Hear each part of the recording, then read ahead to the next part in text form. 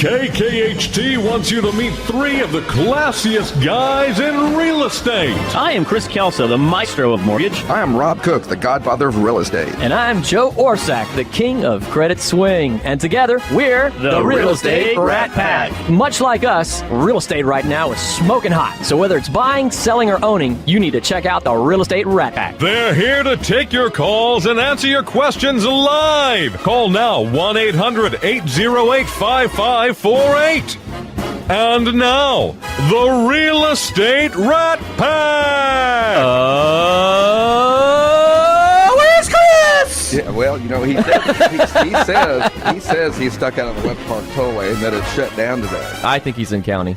Yeah, well, it could be. Unfortunately, though, we have Grant Harpold here today, who actually could probably help get make some calls. Yeah, we've got our attorney here. Yeah. We got a great show today because what we're going to talk about is that, you know, we've done this as a theme in the past is what you don't know can hurt you. And we've got three great experts here. We have Diana Ayers with Ayers & Associates. I've known we did our first deal together, 1990-something or other. Hey, Rob. One really quick thing, right in the vein of what you don't know can hurt you. It's my anniversary, so if I didn't mention that, it would hurt me. So happy anniversary, baby! 17 years, love you. So okay, I'm done. You know what makes a great anniversary gift? New house. Yes. Darn it, Rob! You spoiled the surprise. I'll take it back now. Kim, I'm looking at. I've got your back. So, and we also have Grant Harpold, who is tell me the name of your company. It's Harpold and... Well, yeah, Rob, that used to be it, but 3 years yeah, 3 years ago. Way to keep up, Rob. 3 years ago, but I mean, who's keeping track? Yeah. We threw in with another firm that's now called Vincent Lopez, Serafino, and Genifine. I got to remember all those names? No, I don't remember them. And we also have read it off the special card. Occasions like this. Our newest and greatest sponsor, Tim O'Neill, is here in the house. In the house representing. That's awesome. So Greatest sponsor until he leaves and somebody else shows up, right? No, I'm just kidding. Play. We're super glad to have you on board, We've got a producer Tim. and actually switching microphones on me, I guess. Anyhow, so Diana, welcome to the show. Thank you. Thank Glad you. to be here. And what I always like to ask people is, you know, you got into real estate. What were you thinking? Exactly. Well, talk about your background a little bit, because I always find that really fascinating, what you were doing prior and then how you got into real estate. The life before real estate. Yes. Well, before real estate, I was the laboratory manager director for the Environmental Protection Agency's laboratory here. You were a Fed.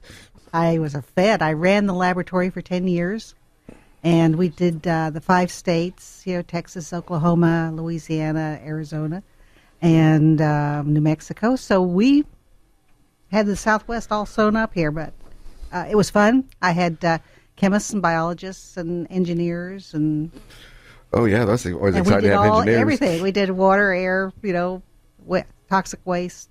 So That's awesome. Awesome. Yeah. So one day the light went off and goes, you know, real estate's going to be my new life. How did that happen? Well, as the elected officials change, you get opportunities to do new things. So your career path was redirected, is that? Yes, it was. So I'd always liked architecture. I wanted to be an architect at one time when I was growing up, and loved working with people. I enjoyed being a manager, enjoyed that day-to-day contact. And just my husband and I would go out on the weekends and go to open houses just for fun, you know. So he said to me, he says, why don't you try real estate? You love looking at houses. You love people. This might be a path for you. Well, that was a long time ago. And I've had my own business now for almost 20 years, and I love what I do. Love it. And that's about the time we met. It was probably about 20 That's years right. ago, about mid-90s, something That's like right. that. And I know you were a rock and roll realtor. I mean, you are a consistent top producer. And what areas of town are you working? I work all over town, and I do that because 98% of my business comes from referral. So I go exactly where my clients want to be. So our theme today is what you don't know can hurt you. Mm-hmm. So when you're out there working and things come up and you know, a lot of people think they can do without a realtor. And of course, the theme of our show is always hire experts. Correct. And there's a reason. So when you get somebody coming in, maybe transferred in, and they don't know how a real estate market, but they bought houses before and they think they know stuff. What's the common thing that you see that they get really like surprised about and thank God you were there to tell them? Well, when you come in from different parts of the country, you're not familiar with our forms here, or that we even have mud districts here. And that's one of the things that most people are surprised about. What's a mud district? And why should I be interested in that? And where are the cows? And where are the cows? Yeah. And don't I get an oil derrick in my bed?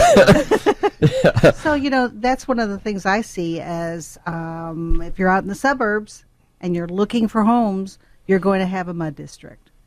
And I think one of the things that maybe buyers don't realize is they have the edge there, too, because if that agent on the other side does not present that mud district addendum and tell them it isn't a mud district, they can cancel that contract right up to closing. It's statutorily required in the contract, and a lot of people don't understand that. Yes, yeah. And it is important. They are a taxing authority, and it never goes away. That's right. But it may go away eventually, but if it gets annexed by the city and the bonds have been retired, things of that nature. But you get people. Of course, you've been in a lot of situations. I know because you work a lot inside the loop as well, where you're getting multiple offers on your listings and things like that, or you're working with somebody who's making multiple offers. And sometimes I know that buyers don't want to believe you.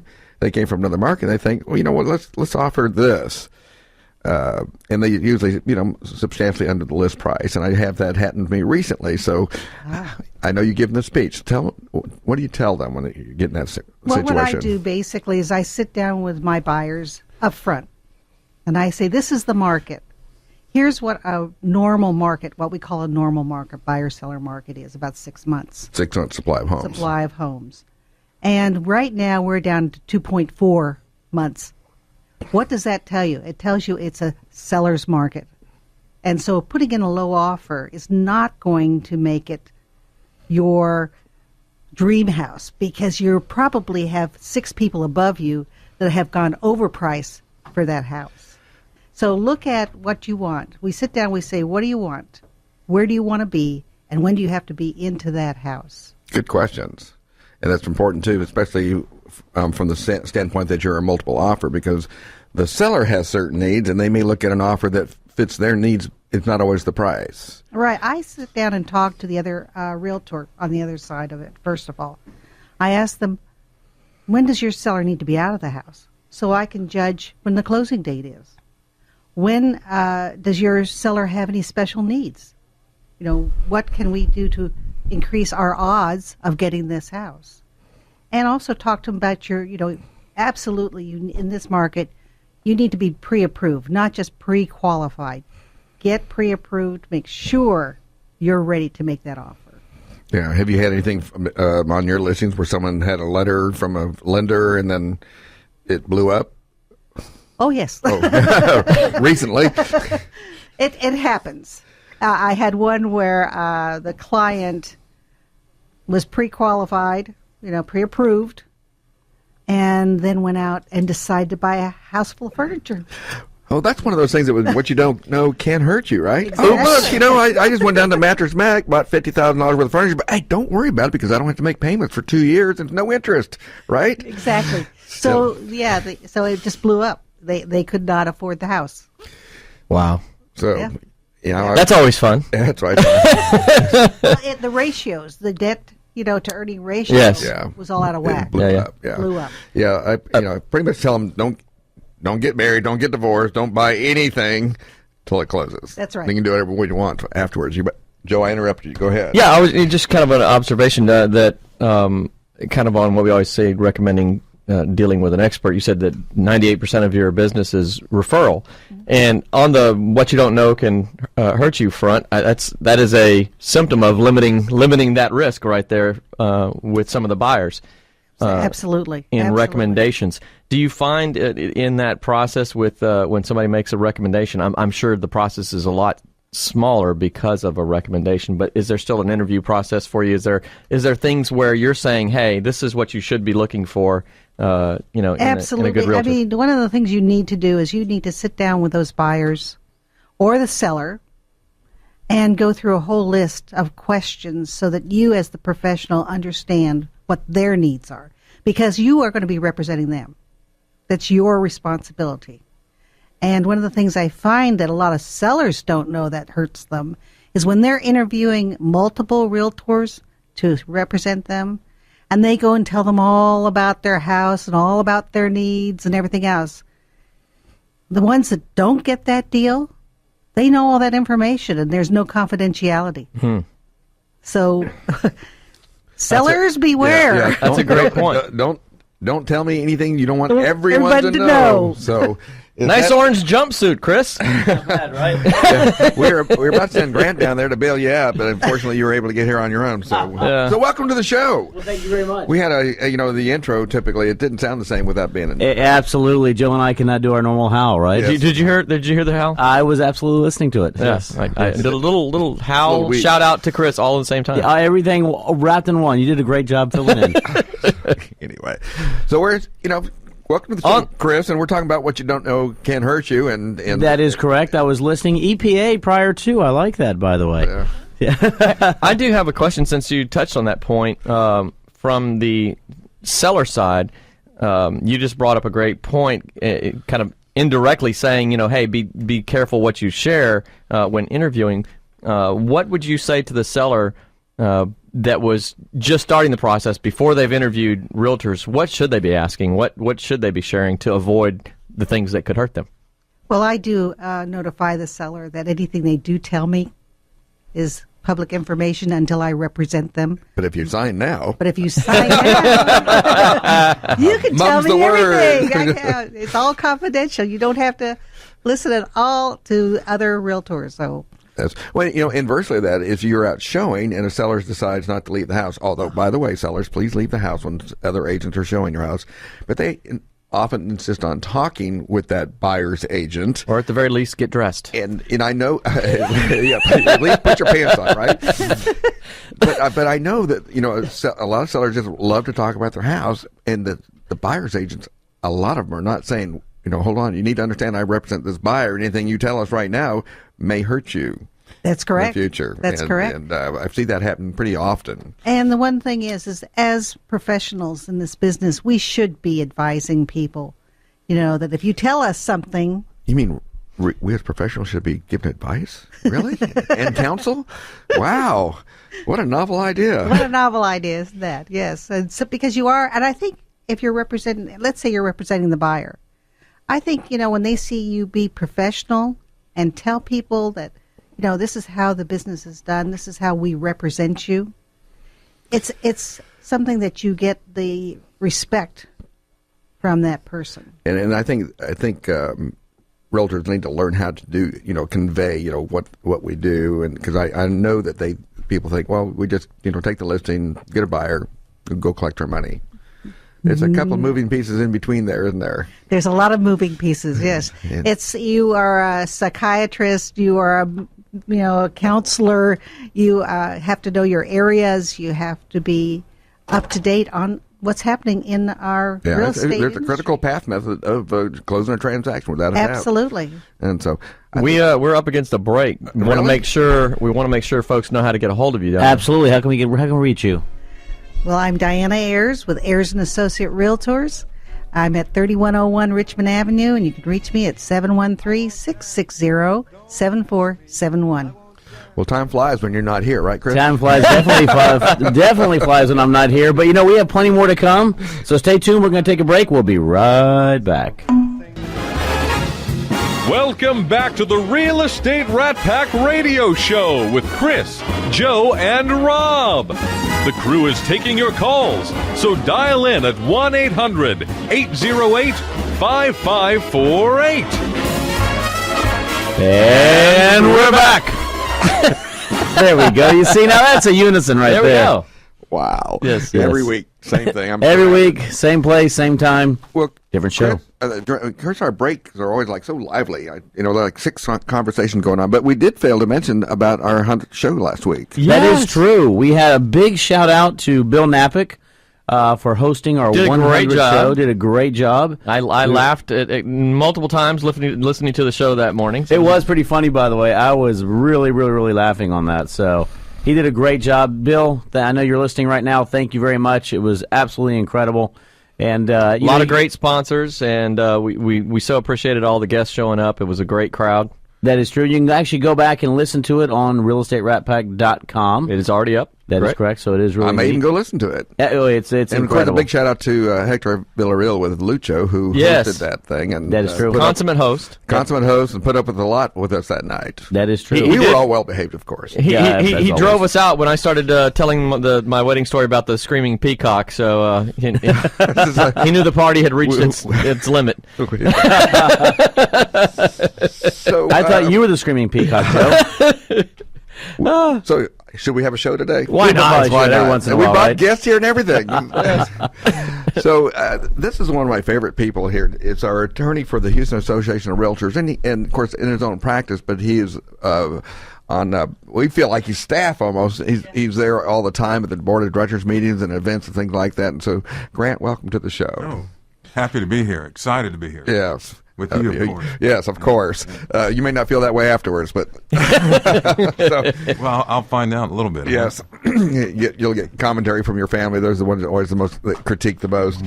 But we're out there and doing a lot of real estate, and you also do litigation, which often involves real estate. What are you seeing out there is like the things that gets people into trouble?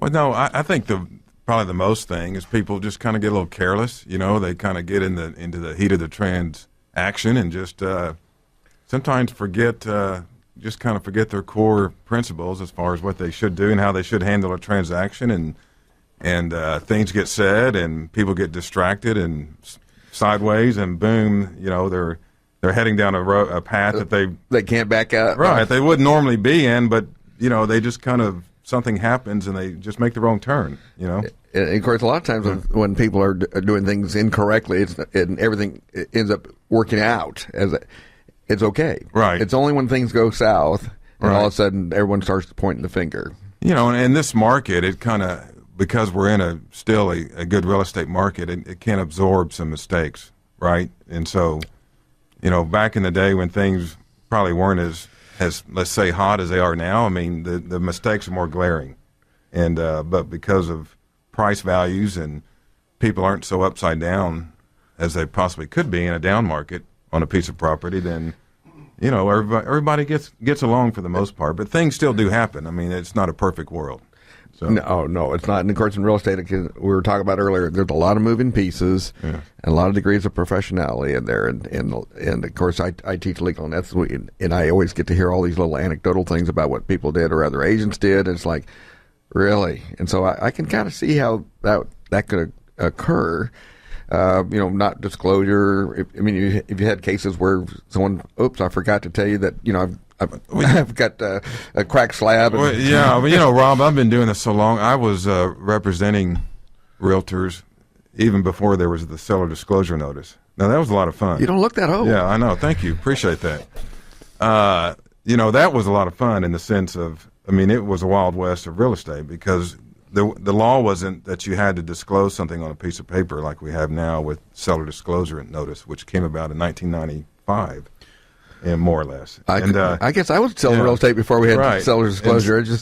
But even with that, even though that prompts the seller and the listing agent to perhaps get information out to the buyer, sometimes sellers forget to fill it out all the way. It's amazing. Or sometimes perhaps the listing agent didn't catch that the seller didn't fill it out all the way, and so. You know, so the always the issue in these cases, for the most part, is knowledge that one party didn't get, or if they got it kind of in the wrong version. Yeah, and I love talking about disclosure because I do talk about that a lot. And there's people out there who think I don't have to disclose, like investors. Well, I've never lived in the house. I don't have to disclose. You know, anyone who has a single family residence, it's statutorily required to disclose. Period. Right. End of story. And of course, the exemptions are if it's a trustee in a bankruptcy, if it's by devise, or it's an estate. Or foreclosure, they're not, but everybody else is. You know, in the new and this is kind of picking up what you're saying, in the new contract, they just changed the form on the contract that everybody traditionally uses on a resale or a used home. And it used to say present condition, meaning you're buying this property in its present condition. And we as lawyers always argued that, well, that means as is. And there was some case law that kind of supported us in that, but then it wasn't still absolute truth.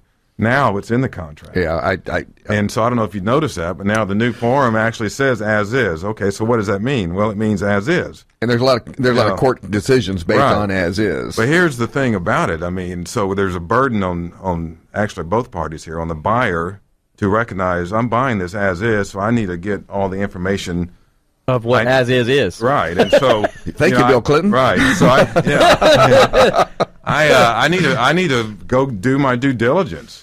Yeah. But on the other hand, the seller, even though the property is being sold as is, the seller can't sit on the information and say, "Well, I'll sell it to you as is. It's in the contract." Well, that you still can't withhold material information and hide behind as is. The as is, because we talk about that in legal update, which is basically there's a case out there where the seller did some repairs on their own, right? And they required permits, but he wrote on the seller's disclosure, they asked, "Is there anything that needed to be permitted that was not?" And he of course responded with no. And so the buyer relied on that. And of course, when they went to move in, it was in Winsboro, and it required that they have a certificate of occupancy from the city of Winsboro, and they couldn't move in at the house. And so the court decided in that case is that the dependence on the seller's disclosure overrode the as is. So they can't see you shake your head on radio. Right. Well, I was listening to you talk about the law, and I'm thinking, well, maybe I should be the realtor now. Since he's now talking, explaining case law, okay. Let me... Grant, you see how this law works, Grant. So here, you be the lawyer, and I'll be the real estate. The thing is, right. By the way, you're gonna get. By the way, you're gonna get an hour for MC being here. But CLE, yeah. That is. I mean, I really actually want to be. I've always thought about being a realtor. Maybe this is. This is. Diana came from the EPA. I'll just walk across. This could be your segue. Yeah, right. But you heard it here, folks. I'm always fascinated by those court cases. Of course, Chuck is the one. Chuck Jacobus often comes up and talks about the cases, and every time I listen to Chuck, I really want to quit real estate because I see all the things that can go wrong. It can be frightening out there. It can be, but I mean, I think believe me, it's changed so much for the better for your industry, for our industry, because I'm in it too. And because of education and the agents, the realtors are more educated and more about 5% of them are. They are doing a better job, and so I just like I said, it's I think, if I may say, and I'm not trying to suck up to anybody here, but no, go ahead. Y'all, I mean, as a realtor, I think you're underappreciated still. And you may say that. Yeah, I mean, in the sense that, in whoever's listening out there, I mean, we don't have an audience, right? Who are we kidding? At least y'all are listening in here. That's why we have three hosts, so it feels like there's an audience. What were you saying? I'm sorry. Well, so there you bring value to the transaction, and it's hard to. I think your clients, because I see it in having represented realtors for so many years, I think clients sometimes don't value that service you bring to a transaction, and perhaps they just don't know. It's hard to measure what all you do, and because you do a lot, and I think it's critical in a transaction to have that representation, because I think that still hopefully that helps get the information out, because that's what all of this is about, is getting the information from one side of the transaction to the other side of the transaction. The hurdle that really supports what you're saying there is that, and it's a perfect segue for our next guest as well, is that when the realtor and when insurance is doing its job, you don't know it's there. And it's only when it goes wrong that the value is now seen. So it's easy to underappreciate that way. Right. And of course, I'm sure you've had clients that were doing their job perfectly well, but something that was either not disclosed or something went wrong, And you know what? The realtor ended up being the blame for Right. it. Like, we should have known something. And do you have any kind of examples of something where? Yeah, I think that's pretty normal in a transaction. Like, for example, like this is something I've been talking about lately because it involves a matter a while back where, on the in the contract it allows for you to use the existing survey or a new survey or not, and the buyer can either pay for it or the seller can pay for it. It's an option in the contract, and so I think what can happen is there can be some confusion between the seller and the listing agent over getting the quote current survey. Or the existing, I think, is the actual term. Wait, okay, what is existing? Existing, yeah. I mean, there could be 3 existing surveys. That's true. I got 3 in my file, and so the seller pulls out what the seller thinks is the most existing survey and ends up being the wrong one. The most existing. Yeah. I didn't know there was degrees of existence. So then it blows This up one looks later more on. existing than the other existing. Yeah. So the survey issue blows up later on because you have the wrong survey out and so on and so forth, and then the seller is going to come back and say, well, that's the one you told me to use. Well, you didn't know anything more than what the seller told you. The seller told you this is all I have, or this is the most existing survey, and it turns out it wasn't. And now it's going to fall on you as the listing agent because the seller's going to, fall back and say, well, I didn't, I'm not the expert in the transaction. Yeah, This one here is existing, but this one's more existing. Yeah, I tell everybody And to practice. that one is most existing. I tell practice your business as if you have to defend yourself from a witness stand because one day you may. And I think a lot of people talking about surveys specifically is that we have a lot of people are taking the position they want their buyer to get a new survey. Period. Well, I don't think that's a bad position to take. In fact, that's kind of what I've been preaching, is that somebody get a new one, whether the buyer's going to pay for it or the seller. Somebody get a new one. I mean, there's an exception to that rule under certain circumstances, but generally speaking, why not get a new one? Yeah, if it's a 2-year-old survey Right. and you haven't done anything in the backyard. But the thing is, sometimes I'll pull up these 10-year-old surveys. They don't even check to see if that company's in business. Right. Who's going to come defend that? Right. It's like, or they died. I mean, why would you? Who knows whether this survey is even accurate? I mean, I know it's got a seal on it, and I know it's got a stamp. Well, good Right.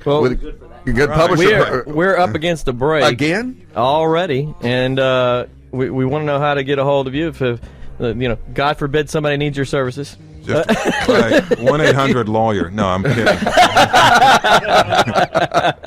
I get calls from people that sometimes I think that it's 1-800-LAWYER, but no, I'm just here in Houston, and you can Google my name or call my office 713-751-0800. And we're talking to Grant Harpold. So let's go to a break. Chris, We are coming up against the break as usual with one less mic. But stay tuned. We'll be right back. When you kiss me, fever when you hold me tight. Welcome back to the Real Estate Rat Pack Radio Show with Chris, Joe, and Rob. The crew is taking your calls, so dial in at 1-800-808-5548. And we're back. Yes, we are back. Time flies when you're having fun, especially during the break. I think we ought to start recording the intermission. That is we true. Have some really lively conversations. We've always talked about doing between the breaks. Between the breaks. That could be a Between whole the other breaks. show. It could be a whole new one right there. So, but let me tell you, we have another great guest in studio right now. One of the things I got to tell you about this guest is we have a golf tournament coming up at the end of the year. The Real Estate Rat Pack is involved with it. Absolutely. And one of the first individuals who called me up and said, I want to get involved, and more importantly, I want to sponsor a hole-in-one contest was Tim. How you doing there, Tim O'Neill? Fine. Thanks for that. Thanks for that, and thanks for that, too. Tim, let us know a little bit about you. I mean, what do you do? How'd you get involved? Let us know everything about you. I'm a State Farm agent. I've got over 20 years in the business, and I started out in claims, dragging a tape measure through hot Texas attics and cold northern basements, chasing storms, hail, tornadoes, all of it.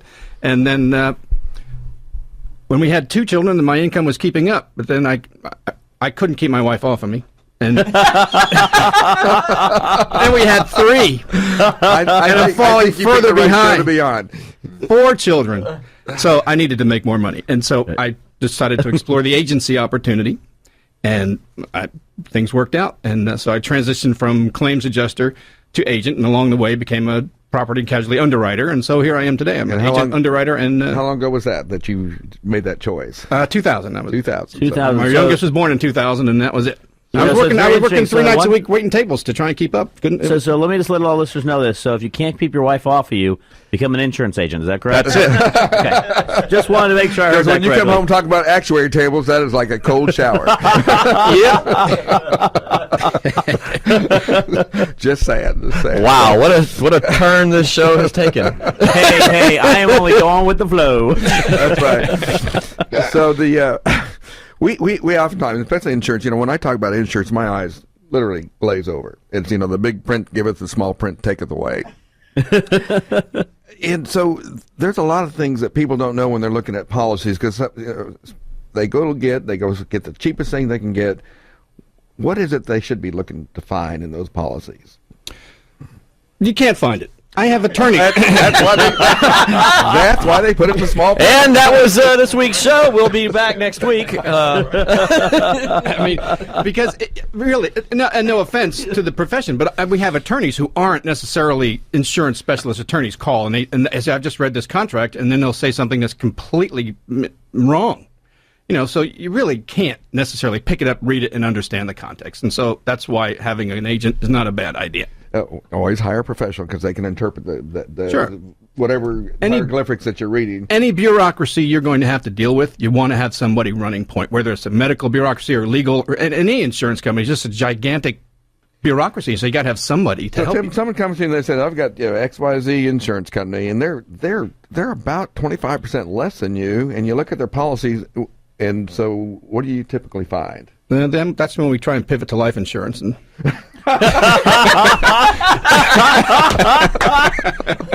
See what else? Let's go ahead and think about your life insurance policy. How you doing today? Tim definitely sponsored the right show. He absolutely did. Okay, so sometimes I think those Astros are going to do this year. Yeah, I'm looking forward to it. I've got my seats. But I know there's a difference in the policies, and that's why I kept on driving home. There's different ratings at the companies and things like that, and there's certain criteria that are met in some policies that are not met in others, and there's a minimum. There are, but that's today. But I'll say, interestingly, and you can be the judge, it's not that long ago in Texas that there was just one policy. There was the Texas HOB. It was promulgated by the State Department of Insurance, and that was basically the only policy that any insurance company could sell. You could stamp your logo on it, and you go sell it. But there was no competition with regard to coverage or that. And then 5, 6, 7 years ago was when Texas market opened up, and now our policy is different from the other guy's policy, and there are 6 or 8 or 10 different policies. So now you really do get to compare coverage and compare what type of policy it is. And sometimes you'll find that a less than policy is 25% less costly than an all-encompassing policy. And so there are definitely some points of comparison that are fair. What's the biggest mistake you see people make when buying coverage? Probably underinsuring. It gets into very complex questions of, okay, people say, what's this house worth? And, well, how much you just paid for it is a good indication of the market value. And then what's it's being assessed for on taxation is another value. And then, comps in the neighborhood and all this other. But when it burns down, none of those values matter, because what people look at us for is enough money to put it back like it was. And that's labor, materials, supervision, design.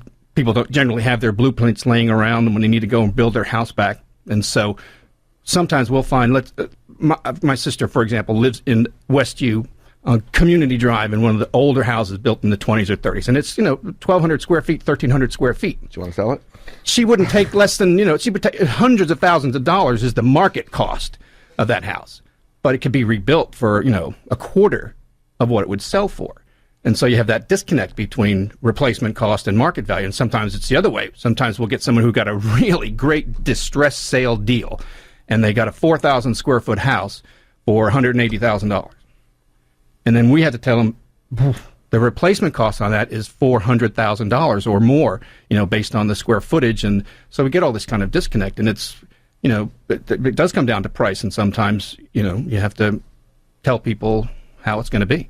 And that's important, I'll tell you, because, a lot of times what we see on the mortgage side of things is, you're absolutely right, Tim. We go out there, individuals buying a home, they're buying a home for, let's say, $500,000, using that as an example. Insurance come back, and the binder comes back for $200,000. So the underwriter goes, whoa, this is underinsured, for an average individual who might be financing $400,000.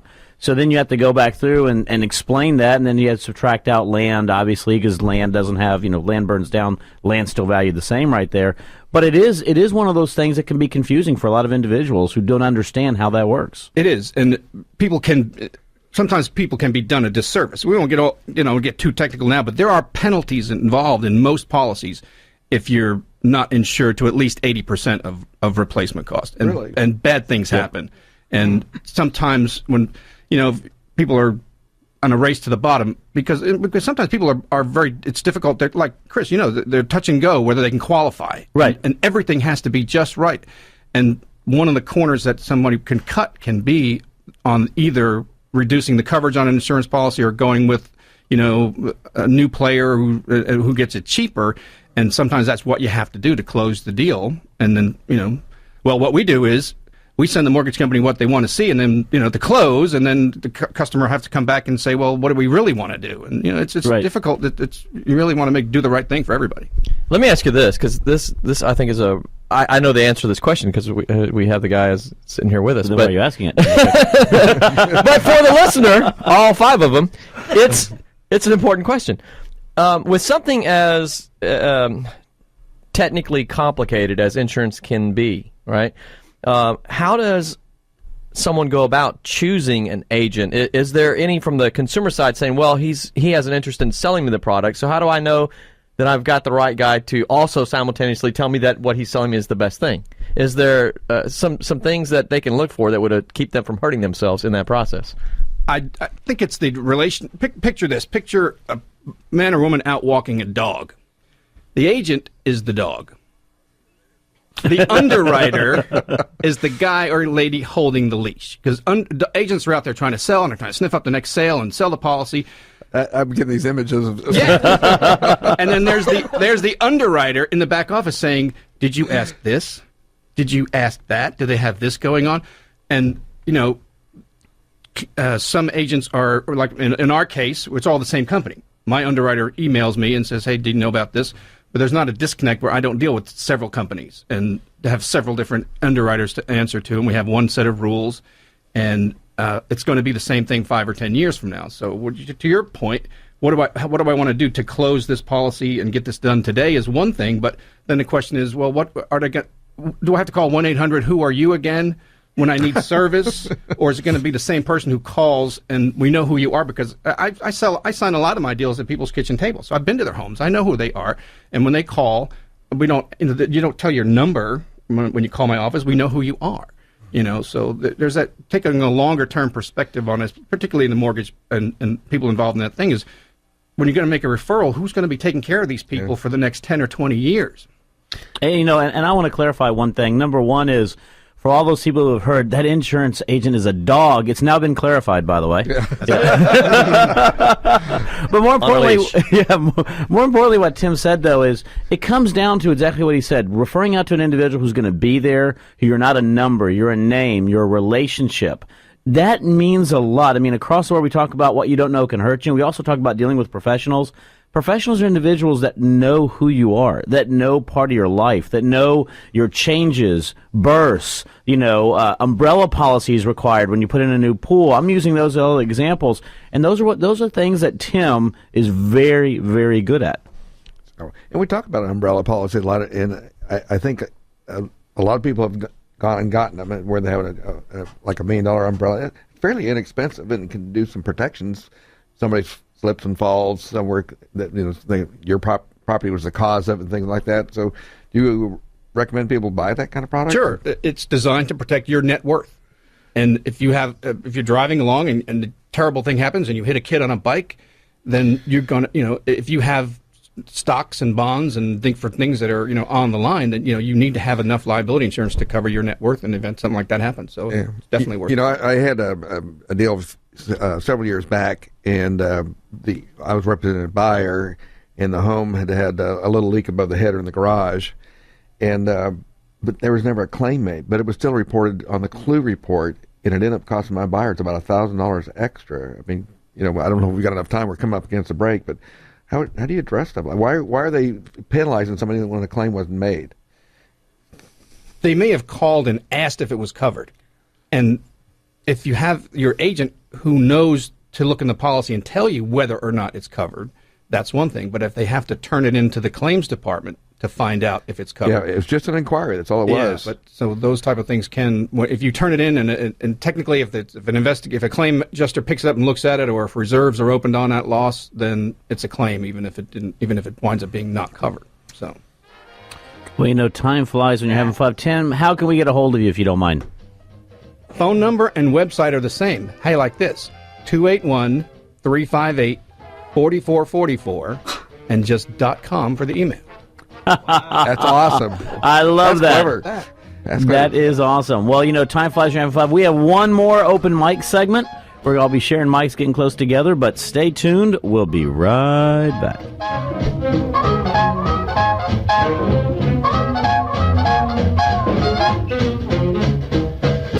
Welcome back to the Real Estate Rat Pack Radio Show with Chris, Joe, and Rob. The crew is taking your calls, so dial in at 1-800-808-5548. And we're back. Was a goat scream in there? Did I hear a goat scream? Yeah. That was a good goat scream right there. There he is right there. Actually, we got the, So, full-on goat. So far, we've had an incredible show. We've talked about some really good things, but this is an open mic segment right now. So really, it's feel free to talk about whatever you want to talk about. And one of the things I'll say, Diane, I was listening to you on air, obviously, when you were coming in.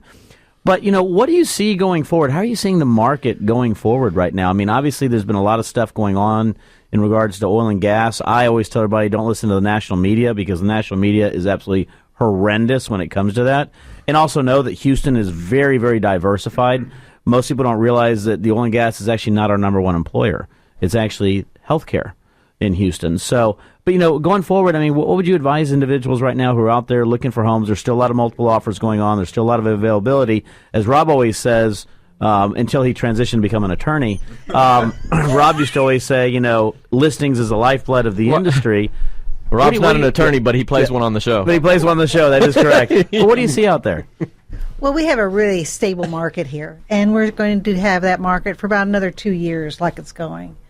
We heard that from Dr. Ted Jones recently and about the economics of the market. So if you're right now, the interest rates are fabulous. Yes. It's below 4%. Buy now. Look for your house. There are multiple offers. We still have a shortage at homes. Giving away money. And I'm going to say something that Diana's talking about right here. Let me. I always get on this I don't want to say high horse, but this little stool and say, look at that pony's on. Exactly, pony's gone. Rates are absolutely incredible, but they are moving up a little bit. Okay. The one thing I will tell you though, so rate moved from a 3.875 to a 4%. No need. That's it. I'm done. No need to worry about waiting until it goes back down, right? That's one of the things we see a lot. We see individuals go, oh, man, well, last week when I spoke with you, is it a 3.875 and it's a 4 today? Hey, guess what? Your payment hasn't been adjusted that much, and it's still extremely low. It's not back up to the 7s or 8s where it was when we first started in the industry. I'm not getting gas until it goes down to $1.50 again. Exactly, right? Well, I bought my first home here in Houston in 1985. And our interest rate was 19%. 19% in 85. So, and nowadays we're looking at the average interest rate at a 4%. You mentioned on a 30-year fix. Your 13s are in the low 3. I mean, your 15s are in your low 3s.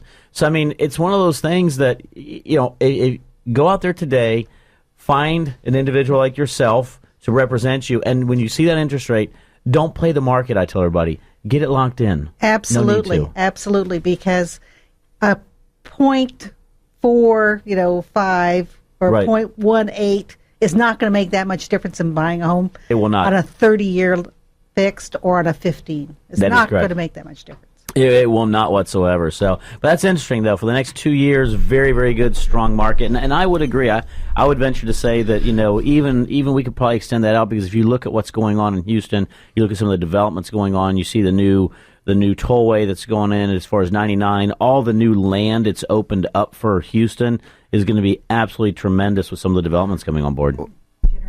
Generation Park's coming online over Beltway 8. That is true. So, in thinking about getting loans and things like that, and we have some new regulations about to go into effect, part of the Dodd-Frank Act under CFPB, how do you think that's, what you don't know is going to hurt you in that regard? As far as, in August we have a change coming along. That change in August basically says is that the TIL, the GFE, and the HUD are going to be a combined statement. It also basically is going to say that it has to be disclosed out to the client 3 days prior, and if anything changes, they have to wait an additional 3 days. Now, I don't know what variances are going to be there or if any variances are going to be allowed. What I've been told is that it's going to be pretty straightforward, that if anything changes, it's a 3-day waiting period. So where that's going to change is individuals have to use companies who understand, who can close on time. More importantly, and here's a shameless plug, who close early. Do we know any? Gosh, if we only knew someone like that. Only knew a company. We could promote them on the show. That would be a great idea, wouldn't it? We could send them an invoice. Yeah, absolutely. but that's one of the things, though, that you have to, that I always tell everybody, is you have to understand what's coming down. You have to understand about working with professionals, working with a company, a local company, in my personal opinion, that can get you closed and on time and understand some of those changes. What we did this year at Willow Bend, we actually took advantage of saying, we're not going to wait until August to make this change. We're doing it today. We're getting docs to the title companies 3 and 4 and 5 days ahead of time. Now, what we're having to come up against now is convincing the title company to actually work on it right then and there, right? Because we're all taxed, and I understand this. And so a lot of times we get it early, and then we're following up. They're like, well, it's not closing for another 4 days. And we're like, we understand, but we'd like to get it over with. So it's going to take a little bit of work, I think, for the industry to sort of transition. And I'm not trying to throw anybody under the bus. It just is what it is, right? So it's one of those things. Here's my concern. I wouldn't call it a fear. And of course, Grant, you might get a lot of business out of this. They're going to have that under CFPB, and they're allowed to extend because something changed on the settlement statement, and all of a sudden it pushes them past the contract date. And then what's going to happen to the realtor, and maybe even the mortgage company is, hey, you made this happen, or you made it not happen. What kind of liability are they going to be taking on, something like that? Well, yeah, I mean, that's the fear, is that somebody might be out of contract because of an issue that may pop up prior to closing that wasn't built into the contract. And I don't think the current form even really builds that in. So it's gonna be, hey, imagine this, it's gonna be incumbent upon the realtor, perhaps, to get it right, or maybe So maybe I ought to give you a stack of your cards. Yeah, or and then the lawyers can come in and clean it up. Yeah, for a big fee. Yeah, but title companies are probably going to be very important in this. I don't need no stinking license. Yeah, okay. How much can we insure Rob for? but that's I want to take a policy out on him. and of course, Tim, that's going to impact you because you're going to have all the numbers and everything in place. Because anything changes in that time that they've received it, the consumer, the borrower, anything changes, they can get extended another 3 days. And CFPB, someone's and Tim's got it easy. He just blames it on the mortgage company. Right. Yeah. They didn't order it in time, right? We have pre-printed forms to fax out, so it's just your mortgage company's fault. Yeah, exactly. Yeah, absolutely. It's all good stuff. We could be the U.S. government. Just pass the blame on everybody. That's all. I do have to give out some practical advice so that I can write this off. Yes, of course. For my realtor friends, Did you know? And this is actually because things that you don't know can't hurt you, right? When your client moves out of their house in between and you're selling it, there's a vacancy clause in most homeowners policies saying that the vandalism coverage is suspended when the house is vacant, and so for like a nominal $15 or $25 fee, most insurance companies will let you buy that vacancy. I mean, that vandalism coverage back during that period of vacancy. That is really good to know because there's often just a few day gap. Yeah, happens all the time. And of course, they have people who are the neighbors and stuff, and the neighbors' kids. They see when somebody moves out, and they know no one's there. That would be really good to know. Yeah, not bad, right? And when your clients We give 1 for 10. move out of their house and you know that they've quit that premises and it's no longer their principal residence, you make sure that you get with their insurance company to convert the policy on that house, because if a homeowner's policy can't stand once it becomes a rental property, you have to convert the policy to a rental dwelling policy, because the whole homeowner's policy can be rescinded because it's written on the basis of being owner-occupied, and so you have to change that policy over. Insurance companies would deny claims in that case. Especially if you have a lease Well, back. it's not that insurance companies, by the way, deny claims. That's what the contract says, right? Yeah, well, There you go. that's true. They contractually denied the claim. That is true. Sticking up for It's my okay, industry because we here. told you in advance we were going to deny that claim if you made it, because you lied to us. That house is vacant and stuff like that. We're kind of. I think he just put his 3 fingers up that we have like 3 minutes. No claim for you. We have like 3 minutes. 1 year. No sue for you. 1 year. No claim for you. So, starting with Diana, we like to leave everybody. Don't go Seinfeld on me, man. Well, what you would like to leave That would be a everyone great commercial, with? wouldn't it? What to? Get this, would this say- not basically, personalized. When Diana was use talking a about professional architecture and realtor real estate, to that was a Costanza. do all your buying and selling, Yeah. because we are here to help Does anybody get our it? clients, and our clients are people. We got another that- show going on back here. I know we've got somebody else. We're discussing Seinfeld skits. But no, really, use a professional. Make sure that the person you're using is licensed, which is a really good thing, It is a good thing, and it that happens, by the way. they know the industry, because they represent you. We have a fiduciary duty. We may not be attorneys, but we do have a fiduciary duty. But we can play one on the radio. Well, I think as far as buying property, house, whatever, I mean, the process today, you look at HAR.com, you look at all the things that are out there, things are geared for the consumer to get through the process and get information and make an informed decision. So it's really a very good market in the sense that the consumer has a lot of opportunity to gain information and knowledge from the professionals, from the internet, whatever they need, it's out there. So go get it. Yeah. Tim? How about you, Tim? I don't know. Were we saying something? We're talking about Seinfeld. Yeah, 30 seconds as far as what you want to leave the listeners with. Yes. What thought? No thought, huh? I got 3 of a kind. What did you have? My Full House beats that. Well, like we said, it's a contract. What we were talking about, where we're touching out. Insurance policy is a contract, and it's written in ink before your claim happens. And we don't change it afterwards to suit our purposes. We really don't. I mean, and it's a contractual relationship, and it says what it says, and all insurance companies will do what it says, as long as it's it all works. It all works sense. We don't make it up.